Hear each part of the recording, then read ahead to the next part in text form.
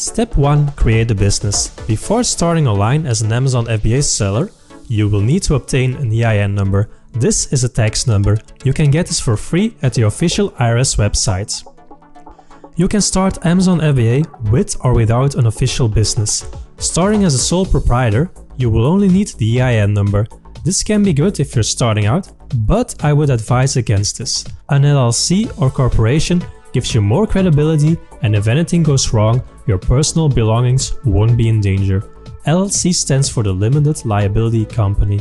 Don't fear this, but be aware of the possible lawsuits. The limited aspect of the LLC will protect your assets.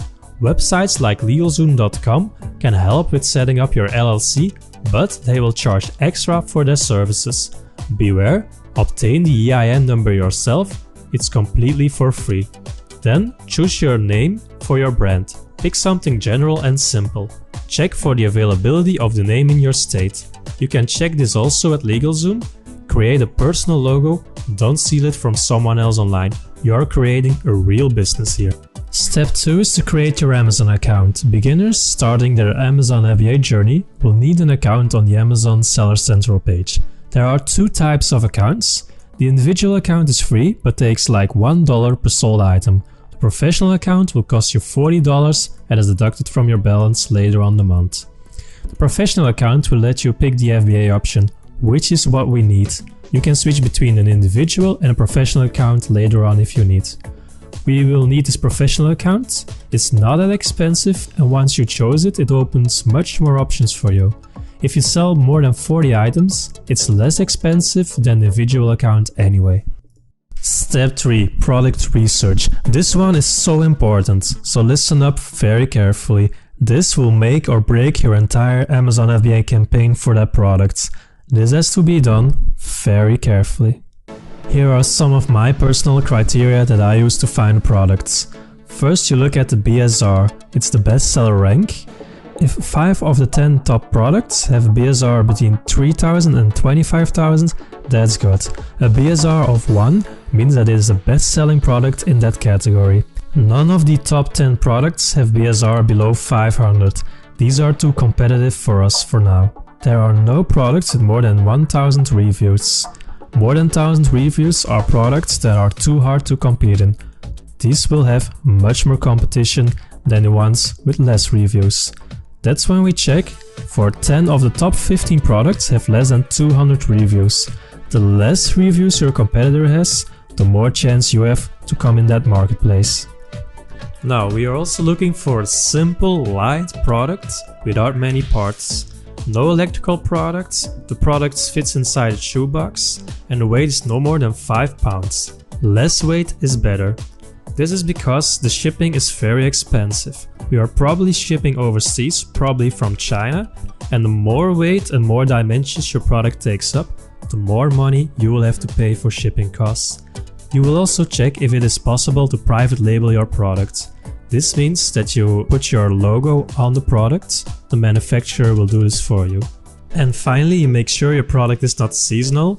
Like for example, if you sell sunglasses, you can only sell them in summer because in winter they probably won't sell as much. Make sure your product is not patented or trademarked by another company. For example, if I buy a whole lot of mugs, I can sell them. But if they contain Star Wars logos, I cannot sell them. The rights of these are owned by Lucasfilm and Disney. Make sure you are not selling a restricted product or in a restricted category. You can check these on the Amazon website as well. This sounds like a lot of work to research your first product, and it is, but if you choose the right product, it's definitely worth it. There are some tools that help you with these. I can name a few like Unicorn Smasher, Jungle Scout or Viral Launch. Unicorn Smasher is completely free. When you type in a product on Amazon.com, you can check the sales, you can check the BSR, you can check the reviews, you can check pretty much everything that I mentioned, but it's a free program, so their numbers are not as accurate. A more accurate program is Jungle Scout. Their Chrome extension is pretty affordable. Viral Launch is a competitor. The interface of Viral Launch is a bit different than the interface of Jungle Scout. Look at which one seems more affordable for you and which one you like best at which price. I would say go with Jungle Scout and buy their Chrome extension.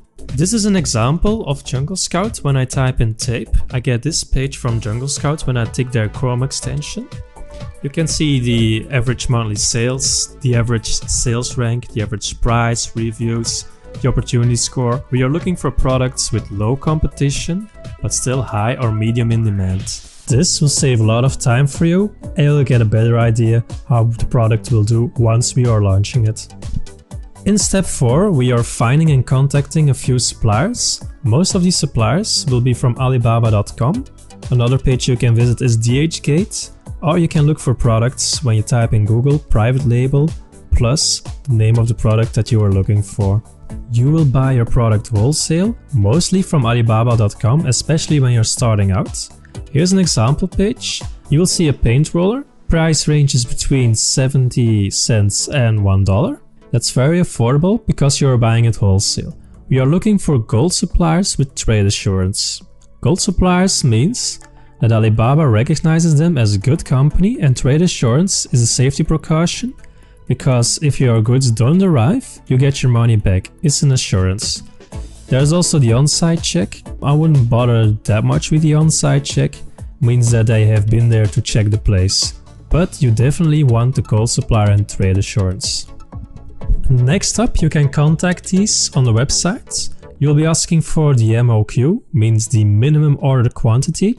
I ask for the price of 100, 300, 500, 1000 and 5000 units. I also ask for 5000 units because then I can see how low are they willing to go with their prices. You will ask for the shipping and manufacturing time. You can ask how long it takes to ship through sea or through air. You will ask if they accept PayPal or Alibaba Trade Assurance. Can you put your logo on the product, like we looked at the product research? Then you will ask for a sample. I usually ask for 2 samples, because I can see the quality of both of these if they are the same, and I can send 1 sample later on to a photographer for my pictures on the Amazon listing page. You can also choose to do product inspection. There's a third party involved with that. You can look for different product inspection companies in China. They will go to your manufacturer and check your goods if they are high quality and if they met your criteria that you negotiated now. Many of these will send a picture or will tell you if it's okay.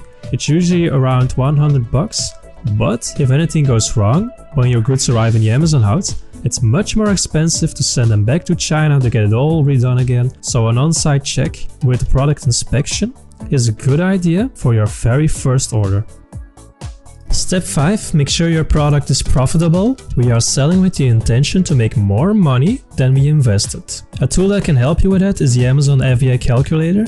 It's on their official page. You give in the numbers of your product and they will tell you their margins of their fees.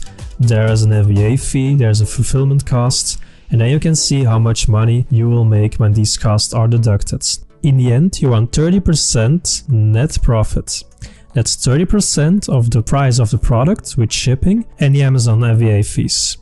The calculator can help you with it, and if it meets the 30% criteria or higher, then you can sell the products. Because if you don't make money, then why are you doing this in the first place? So make sure it's 30% or higher, or else you need to do your product research again. In step 6, you'll create your listing. This is the page that people will see when they look for your product on the Amazon page. First, you will give in your title. The title should contain between 50 and 200 characters long and without duplicate keywords. Keywords are the words that you want to rank for when people type in your product name. In this title, you want to include your main keyword, include the main benefit, add the main benefit to your product, add your brand name, and sprinkle in some secondary keywords where it makes sense. Next up, you can include bullet points to your listing. You include your keywords again, your product features, your product benefits, and you overcome objections, why your product is of quality. A tip for this that I can give is when you look at the 1-star ratings of other products, you can see what people are complaining about. You can feature these as a good thing inside your product. You will have to write a description that's a complete overview of your product and your brand. You tell about your brand and you sprinkle in your keywords again. Also sprinkle in some secondary keywords to differentiate yourself, but write all these in a natural way. You are not only writing for the Amazon search algorithm, but you're also writing for people. Focus on making a good text for people first. Maybe the most important thing outside of your title are the images. Don't be a cheapskate with your images and take lousy pictures with your camera or with your own phone, but get real professional images. Use all the image slots available. Your first pictures should be a product without the extras. The next pictures are lifestyle pictures, so pictures of your product being used by people. Your pictures can include all the features, all the benefits, the accessories that include your product. Your pictures has to be at least 1000 by 1000 pixels, because when you click on a product you can zoom in, and when you zoom in you still want to have quality pictures. Make the picture in your frame as big as possible, because then your picture will look bigger than your competitors' ones, so it stands out. Then you can improve the picture with subtle Photoshop changes where possible. You can use color adjustments, you can brighten up the colors a bit so it stands out once again. Don't make it too unrealistic though, use small adjustments just for it to stand out. Then check if the image looks good on mobile as well. Many people are buying through their phones, so quality images made by a photographer and make them look very good to stand out. This is a very important step if you want to sell a lot of products on the same page as other people. Then you will need barcodes for your products. As an Amazon FBA beginner, you might be tempted to get the cheap barcodes, but Amazon made clear they only want GS1 barcodes. These are an expensive investment at first, but once you get this investment over, you can get as many barcodes as you want for your later products. These bad barcodes, so to speak, might result in an Amazon penalty. They could even remove your entire listing. Most people never get in problems for websites like Barcode Mania or Speedy Barcodes, but if you want to save money this way, use them for your very first product to test the waters and then move on to GS1 barcodes. But I have warned you, this is at your own risk. To be safe, go with GS1 barcodes on the official GS1 website. Then you will need to print item labels. Paste your GS1 barcodes in Amazon and receive your barcode labels. You will get an item label for each individual product. It's the same label for each product and for your shipping box. Send both of these to your supplier. Ask them to label each product with the individual product barcode. That's the barcode that Amazon has generated for you. They will ship your products in a big box, and this box will get a bigger Amazon label from your shipping plan. Ask the supplier to add them to the shipping box, because they will do this for you, but you have to send it to them. I will summarize this once again. You get your UPC code from your GS1 website. You go to your Amazon listing. You will generate this barcode on Amazon. Amazon will get you a new barcode. Now you can forget about the other one. Amazon generated this barcode for you now. You send this barcode to your supplier, and your supplier puts this barcode on each product that you want to sell later on. Then you create your shipping label, and you will send that shipping label also to your supplier, and they will put it in the box, because the box will be sent to Amazon with all the products in it. If you have more questions about this process, ask them in the comment section below, it's no problem. Step 7. Choose your shipping. In general, you can choose between air or sea shipping. Air shipping is faster and easier, but it's more expensive, and shipping by sea takes longer, but it's a cheaper option. For your first products, you will be shipping your products by air. This is to make sure your inventory gets to Amazon as soon as possible and you can start selling faster. Next inventory can come from sea or air, whichever you prefer by then. Shipping is one of the biggest costs of your product. That's why I suggested a simple, small and lightweighted product in the research criteria. Smaller items will be cheaper to ship. Step 8. Create your shipping plan on Amazon. Get this information from your supplier. What's the number of boxes they will need to send your products to the Amazon warehouse, the units per box that's inside of the box, the weight for each box, and the dimensions for each box. Then you will need to fill that info that you now got from your supplier in your Amazon shipping plan on the Amazon Seller Central page to print the labels we discussed earlier on the barcode section. Then you'll get the Amazon shipping labels and Amazon barcodes, send both of these back to your supplier, copy the address on the right top, click Mark as shipped, and then you'll add them to the products and shipping box. Don't change the shipping carrier. Changing these settings may mess up your shipping plan or make it more expensive. Don't worry if you messed up one of the previous steps at first. Make sure to check them before sending them to your supplier though. You can always redo your shipping plan on the Amazon website. Step 9. Launch your product. To rank our product, we need sales and reviews. The more products you sell and reviews you get, the more Amazon will promote your products on the first page. As you do Amazon FBA for beginners, you have realized that this will generate a snowball effect. The more promotion you have, the more sales you get, and the better your ranking will get, and you'll get more sales, which improve your ranking again, and so on and on. To get the first amount of sales, we will need to have a launching strategy.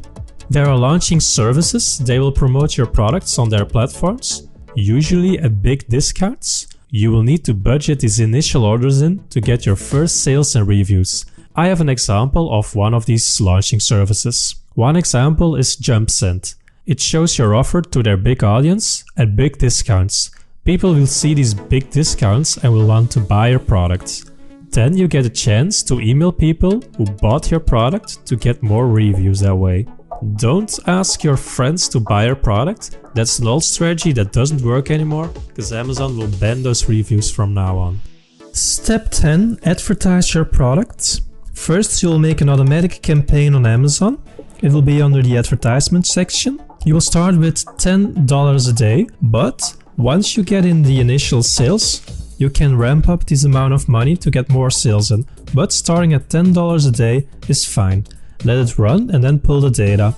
When you look at the data, you make sure that you delete any keywords that didn't make you any money or that aren't relevant to your keyword anyway. Use that data to make a manual PPC campaign, means paid per click campaign, with the new data. Then you can do extra marketing. You can create your own website and rank it in Google. This is SEO or search engine optimization. That's an whole other story. I might cover it in one of my future videos. You can send them emails through email marketing. You can build a YouTube channel and link back to your website or back to your Amazon page. Same goes for social media. If you can link your following to your Amazon page, you can build up your Instagram, Twitter, Facebook accounts, or any other that you like. You can pay for traffic, you can use Facebook posts, you can use influencers, then their followers will see them using the product. You can also engage in Facebook groups, forums, other websites, but don't spam your link with your Amazon product in it. You bring value first, you'll help these people, and then you can add in a link. And then the real fun starts. Your product is up and running, everything is set up. Now you can enjoy the ride, but manage. Never stop optimizing your listing. Test different keywords, upgrade your images if they underperform, write better bullet points, improve your description, add benefits, and so on. Replenish your inventory so you never run out. Never ever run out of inventory. Your sales will decrease on Amazon, and Amazon will rank your products lower because of this. Do the math and find out if your stock might run out. Make new shipping plans and contact your supplier well beforehand for sending new inventory to the Amazon warehouse. Then you answer any customer messages that you get. Happy customers means happy profits. Help your customers get more reviews and improve your products. Discuss with your supplier what needs to be fixed and ask them to make the product better, and improve your product where you can, and you can improve your price and you will get more sales and so on. Then track your profits, make an Excel spreadsheet and see how profitable your business is. See where you can scale your sales. If your marketing campaigns are still successful and if your brand still keeps growing, then it's all good. Expand to new products, various marketplaces, or different countries where you can host the same products on their Amazon platforms. If you still have any more questions about this Amazon FBA process, feel free to ask them in the comment section below, and good luck on your own Amazon adventure. See you later. If you like this video, hit that thumbs up button. Make sure to subscribe to the channel and hit the bell symbol below the video to get notified whenever I post a new video. See you in my next video, and remember to have a great day and keep hustling.